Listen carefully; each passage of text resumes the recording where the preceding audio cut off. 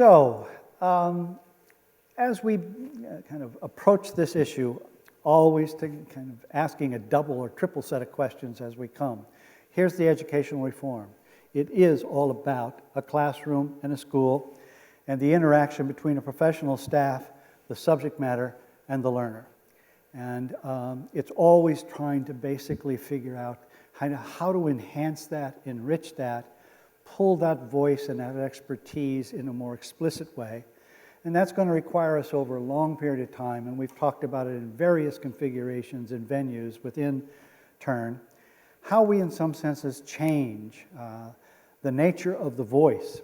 It is in some senses not only an issue of finding voice and getting in some senses a collaborative approach that says we need that teacher voice, all right? But it does mean that in some senses we have to make two other profound changes in order to really make that real. And so this is in some senses a little bit of some external, again, thought and framing around the questions that we ought to be struggling with. The first one is really quite simple, but we ought to make it explicit, and that is to say that this role of educator was framed in a model that was predominantly an industrial model, and we're going to talk about that in one of the talks separately. But in the process of becoming an industrial, if you will, approach to the work and the configuration of the work and the work setting, it's quite profound, the language that emerges around the work itself. And in an industrial world where the worker in some senses is not asked early on, now of course the contradiction is that the industrial world 20 years ago decided they had to have the steel worker and the auto worker's voice and redid their workplace. It's about time for us to get to it as professionals, all right? You have to rethink in some senses the fundamental use of time and what you think that role is. Because that role, if it's basically designed as a pay-for-skill role, right, then any time that thing is not producing product in whatever, and here our product is in some senses with children, any time that it is not doing that work in that configuration and setting, it is for management in that old model seen as lost time. They are penalized in their budgets by that. It isn't work that's productive work. There are no parts coming off the line when you stop and talk about how to make it better, right? And so there's always a tension, even if it's basically non-explicit. Even when you have reached MOUs in which you set aside an hour and a half every week for professional learning community time. Even when you've negotiated it, it's on the table and in practice. The prejudice of the top-down industrial management model is that is suspect time, it is not productive time, and you better basically be very cautious about its use, right? And so one of the profound changes that we've just begun here, all right, with this need to redo standards and pedagogy around a new set of standards and so forth, and to look at the data and around how to teach better and so forth, all of that requires an enlargement of what is really the profession itself. And I would say in some senses three things in order to make us look at this. Until this group called the Teacher Union steps up to three issues: the training of professionals to enter the profession and have deep control over it, not just input into it, but probably control over it. Until they basically control, all right, not just input, but deep control over the evaluation, if you will, of the profession, and not only the definition of what good teaching is, but how it is measured and examined. And third, deep understanding of a redefinition of the role, and to make sure that that role then includes time to reflect, time to work together, time to do research. All of that is included. The radical way to say that is that we need a professional day in which all of the work is included. It's paid appropriately, and it includes not only preparation and delivery, but reflection, comparison of work, looking at the research together, and so forth. Those are huge journeys for us. But until the profession expands to the point and rethinks, it's not simply expansion, you have to rethink all of the pieces of it, so that the role, the entry level, and the evaluation and proceeding through it, all right, the growth in it, those are the fundamental pieces that a good profession always controls. Medical doctors, the medical profession, CPAs, engineering, and so forth. So that's the first aside, all right, if you will. The second aside in the sense of fundamental, but that's what I want to talk about in this piece, is the practical other piece, which is to say, how do you move, all right, a management model in which the management deeply cares and by law is held responsible for much of the results in here, all right?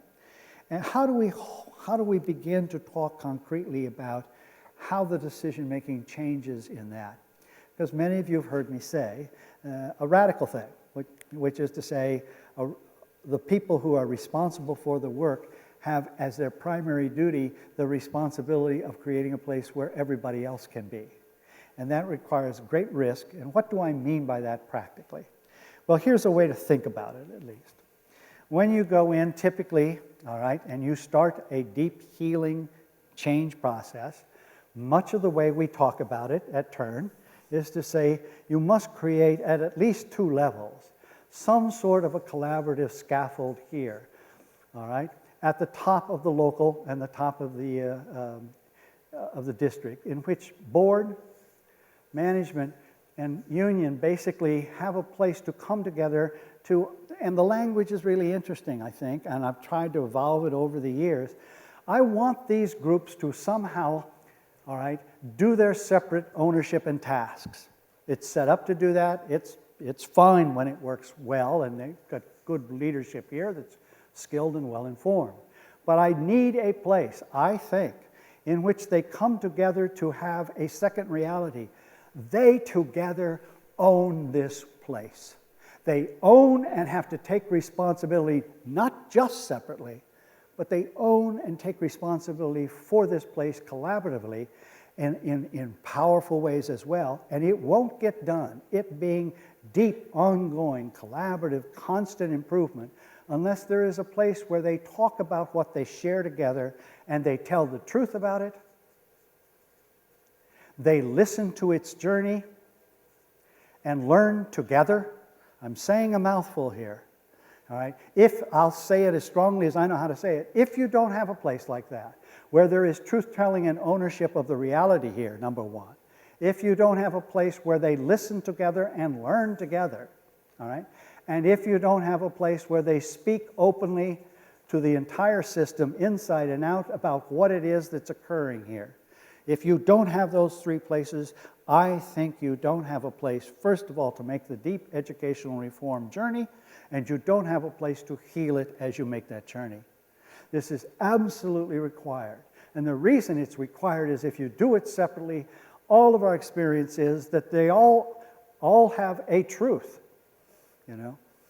The problem is that their truth is not the truth. They have to have a place where they come and share each other, move each other a little bit. I mean, my experience way back doing this work is if I interviewed the union and the union leadership, I got one truth. If I interviewed the management, I got another. If I interviewed the board, I got a third. They were all true to some extent, but they only heard a piece, the piece they are trained to hear, all right? Until you come together and say, this is where we are, you have no common truth off of which you can move. And therefore, usually the management gets all the good stuff, the union gets all the bad stuff, and the board gets all the community stuff that says, what in the world are these folks doing? And so forth. They're all true in many ways. You have to have a place to gather the truth.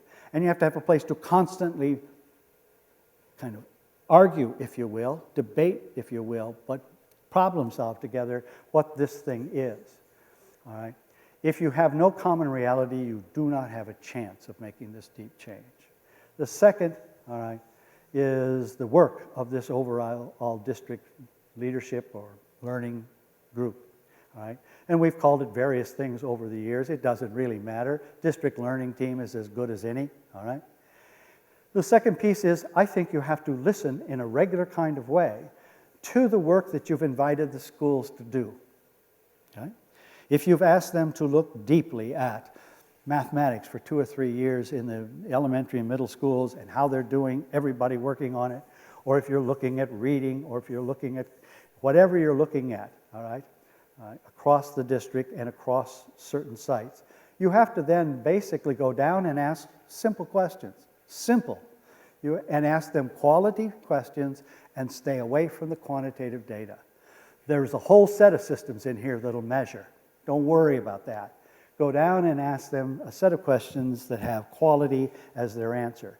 Ask them, how's it going? You know, now that seems silly, and that is in some senses, it allows them, if they so dare, to tell you a bit of their truth. Now, early on, they won't, and they shouldn't. They will tell you the best possible story they could possibly make up here, all right? And it isn't that they're lying, they simply take the half that's positive, all right? And that's fine early on. But your job in your journey around the listening is to teach them that you want to hear both pieces. You want to hear what they're struggling with, what they're not getting done, where they need help, and so forth. You need them openly to tell you, this is the struggle. This is very difficult early on. It's difficult because this person, all right, is in the room, and this person is in the room with their authorities above them. And to tell the truth sounds like you are being disloyal to him or her, to each other, and so forth. Just the opposite. But that's a cultural shift that has to occur, and it has to occur early on. Truth-telling down here is what you need, and so if you have to, make a joke of it. I mean, tell them the first 20 minutes, they can tell you, the best dog and pony show they can think of, but after 20 or 30 minutes, they have to tell you some truth around this answer, this question, how's it going, all right? All right? And the reason you want to do that is what you're going to do with it. You're going to do two things with it. You've got to bring it back up here and make yourself, sometimes with some early facilitation, you must make these actors fundamentally figure out what it is systemically, all right, they just heard. You must work the data. Your data differently than their data. Your data is not nitty-gritty measurement of here. Your data is to say, are they getting enough support and professional development around the mathematics curriculum? Are they getting enough of this or that?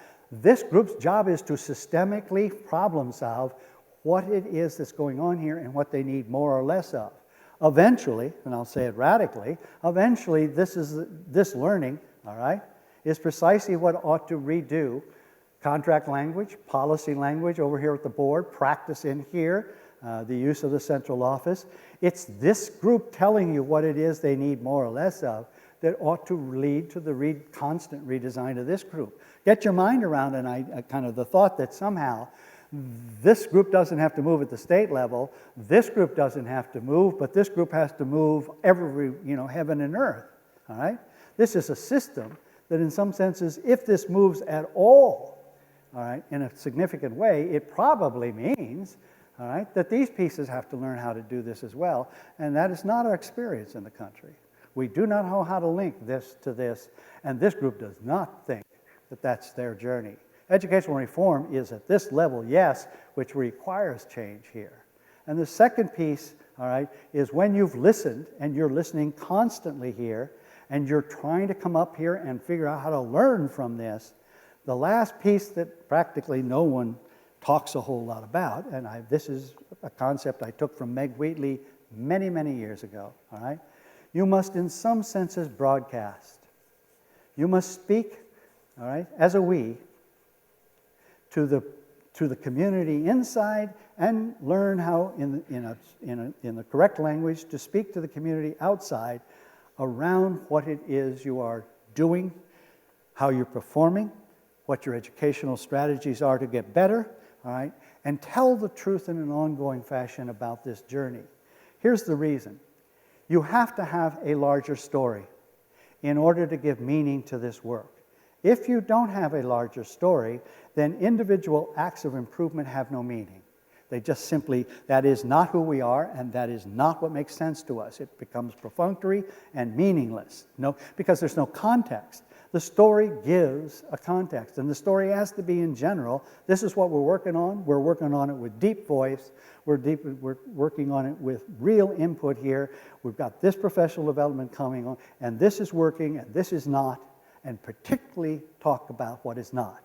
When you tell the truth about this journey, this group, to go back to our language of healing, this group begins to believe all of the data, the upside, downside. Number two, they start being more emboldened to tell the truth, even at risks, all right? And number three, when you do that, they will believe not just the bad data, but the good data. If you only spin it to the good, in some senses, they begin to discount it all, right? Because it sounds to them, all right, and they know, it sounds to them like a lack of truth-telling. So I want to say, you want to build at this level a collaborative piece that invites the work, all right, finds the time, sets the boundaries, and then starts to listen, learn, and constantly then tell them how it's going. Those are huge issues, and in general in the country, if I ask you how many districts and locals have some sort of a collaborative structure that does that kind of work, all right, we would be in small numbers, particularly when the organized labor group, all right, is deeply included.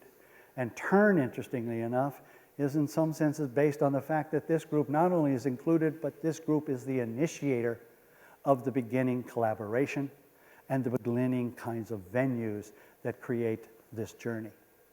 So, that as a very practical, I'm trying to say, is be as practical as I can about what I think its work is. Now let me move to this level as kind of the second piece of this talk. And to get us in some senses to think about whether that's an impossible journey or whether it is possible and what it means for principals and for leadership at the site level on the part of teachers. All right? So now the second piece of the concentration is to say, what do you think is required at this level? Again, I think that one, at the scaffold level, union management and board ought to talk about what they think is the kind of the makeup in general. I wouldn't, and early on, many of us tried this, I wouldn't build all sorts of strict language here in a collective bargaining agreement that says what ought to be, all right, composed at the site and what the work of the site is. If you stop and think about it, up here, we know what collective bargaining is and we know how it works. Think what you're trying to do here. This is in some senses trying to build a high trust, collaborative model to change a culture, but you go to a fairly low trust structure to do so, and the danger is that you never get off the ground. My somewhat humorous approach to this is to say, this is like building, a prenup agreement over here, all right, between two 35-year-olds with long previous history, all right? These things are not exactly compatible in terms of tone and approach. So I would stay out of here. What I would do is write some vague language here that says every site will have a collaborative structure. Now, I know that gives enormous freedom for a principal to name staff and so forth and so on. So you might add, and the representative groups here have to be named by a vote of the people they represent. Parents, staff, support staff. But I wouldn't go too far down the road of saying, and here's the makeup and so forth, because an elementary school of 25 staff is very different than a large urban high school in terms of what you need to build here. What you want is what they think, given these guidelines, is the appropriate thing to structure in order to meet. But then, once that's happened with the least amount of structure and guidance you can give, some boundaries, minimal, I would say that what you really need to do is a set of professional development training. Right? And we do this every day with intern in our districts. What I would take is my lead management, principal, maybe assistant principals, and my union reps from the sites, and I would do joint training around what it is I'm actually trying to do here. I would start with the right collaborative training. What is it that I'm trying to do? I am not trying to create a structure here that manages this site. That is not our goal. I have plenty of folks who get paid to do that, and I have plenty of other folks busy teaching children, all right? What am I trying to do here? What I'm trying to do is create some sort of a we scaffold again to basically figure out whether we have the right structures of inclusion and reflection for all of our staff, all right, such that they have a chance to have voice, power, but our job is to make sure that we are auditing constantly voice access, if you will, and to listen to the cultural shift in which people do have voice and empowerment and responsibility, and to also monitor, if you will, monitor in the sense of know how we are doing with respect to our work here, and if you will, get ready to ask for, all right, more resources if we need them, to correct, if you will, the direction and the pace of this, but to listen deeply to this group tell us kind of how they're going, where they're going. This group's job is to basically change the culture to deep input and problem solving, all right, in appropriate areas, and to, in some senses, provide place. So let me stop there and go to a very practical way to talk about the transition, if you will, of this decision-making in the training and in some senses almost the first 2 years of work at a site console with a principal and a group of lead teachers in this structure saying, let's start to talk about what we would make decisions about jointly. Over here is in some senses a very simple, all right, kind of approach to decision-making, in which I am saying any given decision. So let's talk about kind of the adaptation of a curriculum, or the use of some time reflecting together, all right, as a staff, and the use and training of PLCs, or the use of data and how to collect it, all right, or how we want to build SLOs, student learning objectives, together by grade level, by area in a high school, and so forth. That's the kind of work that you might basically say, how would we do that, all right? In any kind of decision-making where some group has authority and responsibility, and here I would say, I'm going to take this discussion from the point of view of an administrator, a principal, or set of principal administrators in an organization. I think you have to have a way for the union and teachers to talk about the fact that there are some things that principal has responsibility for, all right, legally, morally, and in some senses she feels that it would be very difficult or impossible, all right, for her to simply to give that away or weaken it in any fashion. All right? In some senses she would say to the other group, the teachers in this case, all right, this is my set of decisions, not because I'm authoritarian, not because I have to have control. It's mine because I, by law, have to basically make decision here.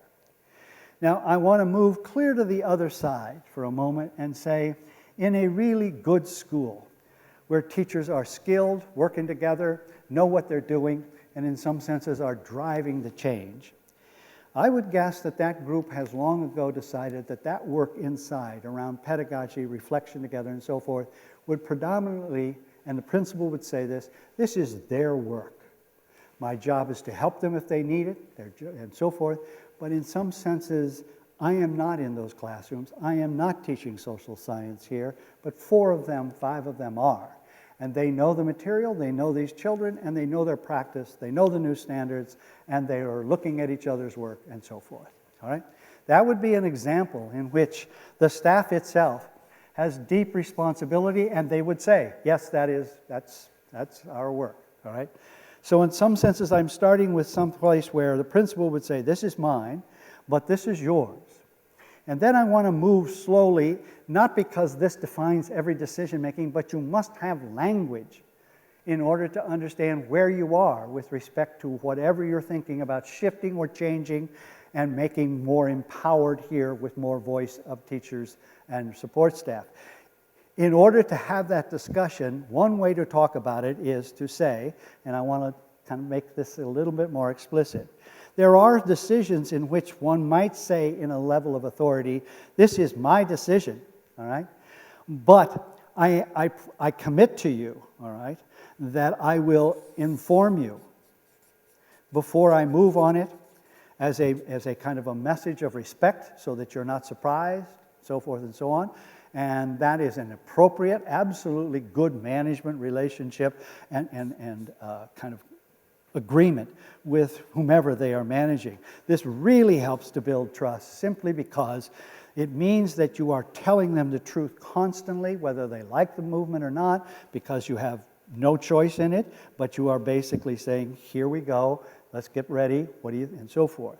The next position is right alongside it, but is very tricky. It is trickier than this one, which is to say, this is still my decision, all right? But I would like your input before I make the decision. Now that, in some senses, is clearly more open and more informed and more voiced than simply informing. But it is also enormously risky for everyone involved. All right? Contradictory to what you might think. And the reason, of course, is that in any kind of a low-trust environment, or any kind of environment that's trying to stretch for trust, that makes everybody pretty vulnerable. All right? And the reason, of course, is what's possible there. What's possible is that the staff says, this is, I understand you're making this decision, but you ought to go here, here, and here, and not here, all right? Because boom, boom, boom. So they give their rationale, they do it out of deep conviction, and let's presuppose some real skill and understanding of this. And the only commitment that the administration has made there is that they have listened, all right? And they've listened in good faith, they hear it, but they think for whatever reasons, their own good judgment, political reasons, whatever, all right? They basically take this input and move in a different direction. All right? That's clearly possible in that third position. And when you do that, you can only do that a certain amount of times. All right? I used to laugh. I used to try the practice of asking my children where they wanted to go, all right, for vacation. And I think I was doing that in good faith, and I really did listen to them. But of course, I had parameters back here around cost, time, all sorts of things. All right? But I remember one day in this high trust environment, I think, I have a 12-year-old son at the time who says, in the middle of me being deeply invitational and saying this, and here we got this, we could go Colorado, we could do this or something, he says to me in just these terms, is this a done deal? All right? And what he really wants to say is, are you using me here? Are you going to take all of our ideas just to make us feel good and then tell us what it is we're doing? Why don't you just, if we're going to do that, just cut to the hunt and go back to 2, is what he's really saying. Just tell me where we are, all right, is really what he's saying. And in a high trust environment, in some senses, you can sustain this with even a bit of pullback. In a low trust environment, it's safer to stay here and not promise something that you don't think you can honor, if you will, in the deepest sense. So, the real interesting piece is that you are trying to move kind of responsibility for a lot of the teaching and learning improvements here. You really are trying to move them from here to here, all right? Because it's your real chance to get powerful ideas and buy-in, all right? So when you can do that and you can move more and more of that to a joint ownership in which you say, this direction, this set of pace, these kinds of decisions are ours to make. We will make it here. You will come with ideas and we'll debate them and so forth. But when we end the day, all right, we're not going to do my, and we may not do just purely yours, but we're going to reach some sort of strategies in which we've decided this is how we are going to proceed. It is our best collaborative thinking. And then let me move on, because in some senses you can reverse this journey and you can say there are very appropriate decisions that you move in which this is the teaching staff, but they have agreed, all right, to get input from the central office, from the principal, from parents. They've agreed that this is yours. You know, we've decided this, but you won't move until you get certain input from certain groups, you know. You won't move in terms of grading. You won't move in terms of certain testing and so forth. All right, without. I think this is a lovely exercise in junior and senior year with students. I won't decide kind of how fast we're going to go or how we're going to measure, all right, until you and I talk to each other around this, and I will not make this decision until you give me your best ideas around fair and just measurement. In some senses, what you're doing there is you are giving away not the issue of whether we're going to measure or not, but you are saying, let's talk about, in some senses, what's fair, just here, and so forth. How much should a paper take? Is it 30%, 40%? What do you think in terms of your effort and so forth? All right? That's a good exchange of learners who are taking more and more responsibility for themselves. And 6 is in some senses the natural next piece, which is, this is yours. And I think we say this to faculty all the time, all right? But tell me what you're going to do so that I don't have any surprises in terms of a parent community and so forth. So short and sweet, it's a simple way, not that you have to line up all your decision making in this simple little linear piece, but it gives you a way to say, and here's what I'm really trying to do, if you are lost at any stage, if this group here gets into something in which you are not clear whose decision it is or what venue you're in, the simplest way to ask for clarity, and believe me, get it before you've made the decision and find out that you thought you were here and the principal thought you were here, all right? The role of this is to simply say, as we go in, what's our venue here? Now, however you ask that, are you basically saying this is still your decision with input, or have we moved here, or are we back here, all right? And you need to know that. And the reason you need to know it is a really good site council in any given hour and a half work will move up and down this linear model. It will start here with a decision back here. You get quick input, and she says, I got it. Here's what I'm going to do. We clear? All right? And then you move over here, and the principal says, where are you going with this? Do I need to know anything here? And then you come back, and the heart, all right, of the discussion that you've been on for 3 meetings is something deep around grading, and this is you've agreed way back that is a joint decision, and you're going to work it until you reach some sort of deep kind of conclusion together, all right? So any kind of sophisticated site council will have a way to understand that you are not moving all decisions here, you are not keeping all decisions here, you have a sliding scale, and any level of sophistication would allow you then to ask each other, how are we doing, where are we with respect to this, and so forth, as long as you keep your eye on the target. And the target is, in some senses, in that radical term that says, the more responsibility you can move deeper into this model, which keeps pulling responsibility back, the more you can create a counterpiece that moves it deep into the empowerment of teacher and learner, the more sound the direction is. All right? The danger here is that we end up with learners than even the most successful ones. That's the real issue. And if you look at the effect, all right, of pulling decision-making and responsibility, all right, higher in the organization is, we've talked a lot about the damage and so forth, but the real issue is that you can't sort out how this is affecting both the best, most eager, incentivized learners and the ones that come with the most suspicion, all right? Both groups are negatively affected by this. I have a story out of my own life. My eldest daughter, who's now 40 and a wonderful teacher in Central America, I remember a phone call from her in Oakland, California, her first job, 5th grade, 6th grade, and she's 2 months into teaching her first year. She's a very successful little scholar through college and so forth. Graduates from Georgetown, does her teaching certification, and goes to California to teach.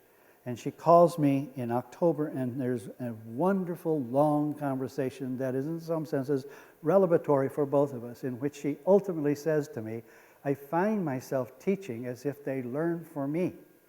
And she says, the more I think about that, that's exactly been my journey through 23 years. I got straight A's and SATs in the 700s, all right? But it seems to me I was doing it to please other people, all right? My point being, even somebody who looks extremely successful here, that's a deep displacement and ultimately a real alienation of kind of who she is as a person and as a learner. What I'm amazed at and what's so beautiful is she walks around the desk and becomes not a learner but a leader of learners. And it's in that moment that she has the insight to say, this is the wrong message and this is the wrong tone. This is not my journey. This is theirs. And I have to learn a pedagogy that says that through my pores. This is your journey. this, I am here to help you every way I can, but read my lips, all right? I am not responsible for you making this journey. You are. That's, somehow, it's the shift to pedagogy and learner in here that's so important. And in many ways, it doesn't hurt to have these discussions, all right, with learners. Early on, it says, this is not mine, you know? I'm going to basically present or try and find a place where we can go into this subject matter, but this journey is here, and my support is here, all right? And you can assume, all right, that I will be there. In these roles, I will not give them up. That's what I need. But read my lips, the learning journey. All right, 3 hours a night, every night on this tough stuff is not my choice. It's yours. I can't make you do it. I don't want to make you do it, right? And so forth. So the way to kind of end this discussion is always with the pedagogy and the deep play at this level. Unless this work that we're doing, even around process and organizational change, affects the ongoing talk of pedagogy, subject matter, and learner, it somehow makes no difference. It has to, in some senses, ultimately cut to classrooms and improve, in some senses, the environment, the culture, and the voice of this work in such a way that it's owned, it's authentic, it's deep in terms of responsibility, and we reverse this model so that everybody else up here is responsible for creating cultures, enhancement, resources, and support, but not responsible for making this thing do its work.